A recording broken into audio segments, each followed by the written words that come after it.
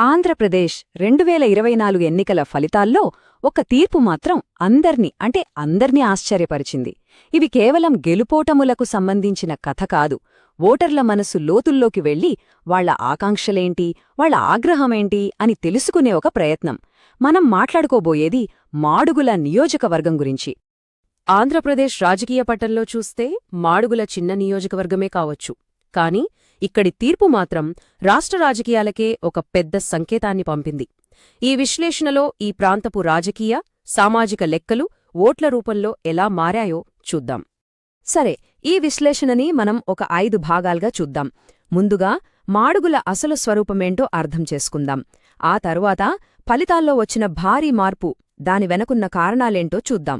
ఇక చివరగా భవిష్యత్తుకొక road map ఎలా ఉండాలి, నమ్మకాన్ని ఎలా తిరిగి సంపాదించుకోవాలి అనే విషయాలు చర్చిద్దాం. సరే, మరి మొదటి భాగంలోకి వెళ్ళిపోదామా? ఏ రాజకీయ విశ్లేషణకైనా పునాది ఏంటి? ఆ ప్రాంతం, అక్కడి ప్రజలు, వారి జీవన విధానం, వాళ్ల సామాజిక నిర్మాణం. అక్కడ్నుంచే మొదలుపెట్టాలి. అప్పుడే మనకు పూర్తి చిత్రం అర్థమవుతుంది. సో, ఈ మాడుగుల నియోజకవర్గం 4 మండలాల్లో విస్తరించుంది. మాడుగుల, చీడికాడ, దేవరపల్లి, ఇంకా కేకోటపాడు. ఇక్కడ ఓటర్లు సుమారు 187,800 మంది. కానీ ఇక్కడ రాజకీయాల్ని నడిపించేది ఉత్త అంకెలు కాదు, సామాజిక సమీకరణాలు. ఇవే చాలా కీలకం. కొప్పుల వెలమ, కొండదొర వర్గాలతో పాటు షెడ్యూల్డ్ కులాలు, మైనారిటీల పాత్ర కూడా ఇక్కడ చాలా ముఖ్యం. వాళ్ల ఓట్లే గెలుపోటముల్ని శాసిస్తాయి. సరే, ఇప్పుడు అసలు కథలోకి వద్దాం. కేవలం 5 ఏళ్ల వ్యవధిలో మాడుగుల రాజకీయ చిత్రం మొత్తం తలకిందులైంది. ఈ మార్పు ఎంత పెద్దదో అంకెలే మనకు స్పష్టంగా చెప్తాయి. ఈ మార్పు ఎంత తీవ్రంగా ఉందో మీరే చూడండి. 2019లో వైఎస్సార్సీపీకి దాదాపు 51% ఓట్లొచ్చాయి, అంటే స్పష్టమైన ఆధిక్యం. టీడీపీ ఏమో 40%తో సరిపెట్టుకుంది.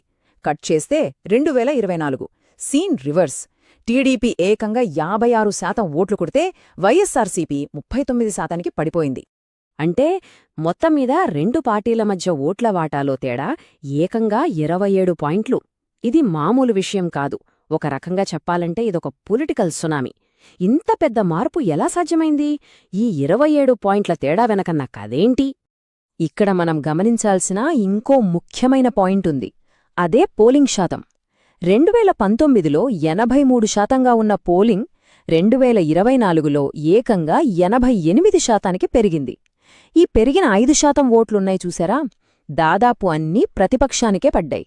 దీన్ని బట్టే అర్థమవుతోంది ప్రజలు మార్పుని ఎంత బలంగా కోరుకున్నారో. ఇప్పటిదాకా ఏం జరిగిందో చూశాం కదా. ఇప్పుడు అసలు ప్రశ్న, ఎందుకు జరిగింది? ఈ ఓటమి వెనకొన్న కారణాలేంటో ఇప్పుడు లోతుగా ఒక శవపరీక్షలాగా విశ్లేషించి చూద్దాం. అసలు ప్రజలు ఎందుకు ఇంత తీవ్రంగా తీర్పిచ్చారు? దీనికి ఒక్క కారణమని చెప్పలేం. చాలా అంశాలు కలిసి ఈ ఫలితాన్ని నిర్దేశించాయి. వాటిని ఒక్కొక్కటిగా చూద్దాం. ఒకవైపు చూస్తే అధికార పార్టీకి అమ్మ ఒడి, పెన్షన్లు లాంటి సంక్షేమ పథకాలతో మంచి బలముంది. అభ్యర్థికి కూడా పర్సనల్గా మంచి పేరే ఉంది. కానీ మరోవైపు బలహీనతలు అంతకంటే బలంగా ఉన్నాయి.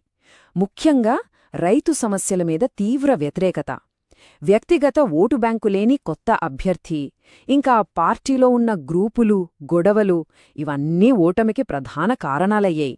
క్లుప్తంగా చెప్పాలంటే ఈ ఓటమికి దారితీసిన 6 కీలకమైన అంశాలు ఇవి. 1. పథకాల డబ్బులు టైంకి రాకపోవడంతో వచ్చిన నిరాశ. 2.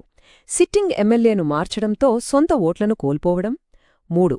ప్రచారంలో వెనకబడడం. 4. గ్రౌండ్ లెవెల్లో క్యాడర్ను సరిగ్గా కదిలించలేకపోవడం. 5. స్థానికంగా ప్రతిపక్షం బలంగా ఉండడం. ఇక 6ది రాష్ట్రవ్యాప్తంగా వీచిన వ్యతిరేక గాలి. అయితే ఈ వ్యతిరేకత అనేది నియోజకవర్గంలో అన్ని చోట్లా ఒకేలా లేదు. కొన్ని చోట్ల కొన్ని సమస్యల మీద ప్రజల కోపం కట్టలు తెంచుకుంది. నెరవేరని హామీలు ప్రతి మండలంలోనూ కొన్ని ఫ్రస్ట్రేషన్ హాట్స్పాట్స్ను తయారుచేశాయి. ఉదాహరణకి చీడికాడ తీసుకోండి. అక్కడ కోనం రిజర్వాయర్ హామీ ఏమైందని జనం అడిగారు. రైతులకు రావాల్సిన డబ్బులు కూడా ఆగిపోయాయి. ఇక దేవరపల్లి గిరిజన ప్రాంతాల్లో అయితే రోడ్లు లేవు, బడులు లేవని తీవ్రమైన అసంతృప్తి.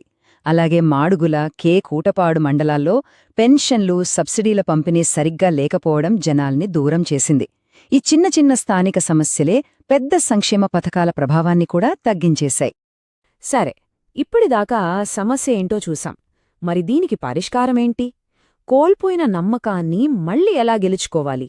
దానికోసం ఒక స్పష్టమైన, ఆచరణలో పెట్టగలిగే బ్లూప్రింట్ కావాలి. దీన్ని మనం ఒక 4 పాయింట్ యాక్షన్ ప్లాన్ అనొచ్చు. 1.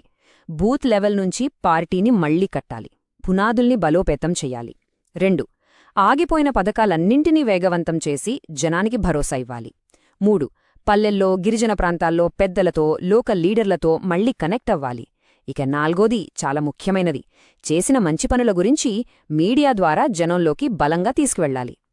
ఇప్పుడు రాజకీయ వ్యూహాన్ని అర్థం చేసుకోవడానికి ఒక కొత్త కోణంలో చూద్దాం. దీన్నే చతుర్ముఖ సిద్ధాంతం అంటారు. అంటే ఏంటంటే, రాజకీయ శక్తిని 4 రూపాలుగా చూడటం: శివుడి దూకుడు, విష్ణువు స్థిరత్వం, బ్రహ్మ సృజన, ఇంకా దుర్గాదేవి రక్షణ. ఈ 4 శక్తులను బ్యాలెన్స్ చేయడమే రాజకీయం. ఈ ఎన్నికల్లో ప్రతిపక్షం వాళ్ల ప్రచారం పూర్తిగా శివుడి తత్వంలా ఉంది. అంటే చాలా దూకుడుగా, అటాకింగ్గా, అసమర్థ పాలన అంటూ గట్టిగా జనంలోకి వెళ్లారు. కాని అధికారపక్షం మాత్రం ఈ దాడిని ఎదుర్కోవడంలో ఆ దూకుడు చూపించలేకపోయింది. వాళ్ల స్పందన చాలా బలహీనంగా ఉంది. మరిప్పుడు ఏం చేయాలి? అధికార పార్టీ తిరిగి దుర్గాదేవి తత్వాన్ని అందిపుచ్చుకోవాలి. అంటే, మేమే మీ రక్షకులం అని ప్రజలకు, ముఖ్యంగా బలహీన వర్గాలకు గట్టిగా చెప్పాలి. పథకాలివ్వడమే కాదు, వాళ్లకు అండగా ఉన్నామనే నమ్మకాన్ని, ఒక భావోద్వేగ బంధాన్ని మళ్లీ ఏర్పరచుకోవాలి. సరే, మనం ఇప్పుడు దాదాపు ముగింపుకొచ్చేశాం. ఈ మాడుగుల కేస్ స్టడీ నుంచి మనం నేర్చుకున్న పాఠాలేంటి? ఫైనల్గా ఒకసారి చూద్దాం. ఈ డేటా అంతా విశ్లేషించాక రిపోర్ట్ చెప్పేది ఒక్కటే: అభ్యర్థిని మార్చండి. ఓటమి తేడా చాలా ఎక్కువ. ప్రస్తుత అభ్యర్థికి సొంత ఓటు బ్యాంకు లేదు. స్థానికంగా పలుకుబడి ఉన్న, గౌరవమున్న సామాజిక వర్గం నుంచి ఒకరిని అభ్యర్థిగా పెడితే కుల సమీకరణాలు సరిగ్గా సరిపోతాయి, కేడర్లో మళ్లీ జోష్ వస్తుంది. సో, ఫైనల్గా మాడుగులా మరకు చెప్పే పాఠమేంటి? ఎంత పెద్ద సంక్షేమ పథకాలిచ్చినా సరే, ప్రజలతో నేరుగా సంబంధాలు, ప్రతి బూతులో నిరంతరాయంగా పనిచేయడం, ఇంకా ఇచ్చిన మాట నిలబెట్టుకోవడం, ఈ 3 విషయంలో అస్సలు రాజీపడకూడదు. ఇవి చాలా అవసరం. ఈ మొత్తం విశ్లేషణను ఒకే ఒక్క ప్రశ్నతో ముగిద్దాం. ఆలోచించండి. సంక్షేమ పథకాలే రాజకీయాన్ని నడిపిస్తున్న ఈ రోజుల్లో వాటి అమలులో చిన్న తేడా వచ్చినా సరే, ప్రజల నమ్మకాన్ని కోల్పోకుండా, ఆ బంధం చెక్కు చెదరకుండా ఒక పార్టీ ఎలా నిలబడగలదు? ఇది కేవలం మాడుగుల సమస్య కాదు, నేటి భారత రాజకీయాల ముందున్న అతిపెద్ద సవాలు.